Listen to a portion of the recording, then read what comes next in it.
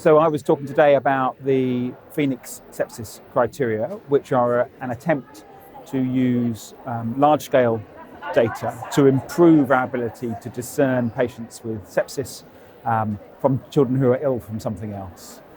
And this is the output from about 5 years' work from a collaboration led by the Society of Critical Care Medicine in the US.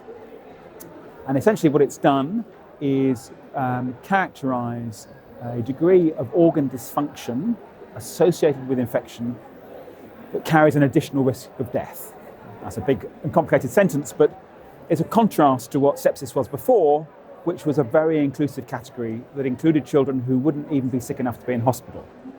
So we now have 2 papers published in JAMA at the end of January that describe how 3.5 million patient encounters from around the world of children coming into accident emergency rooms or on the ward were classified by the presence of organ dysfunction.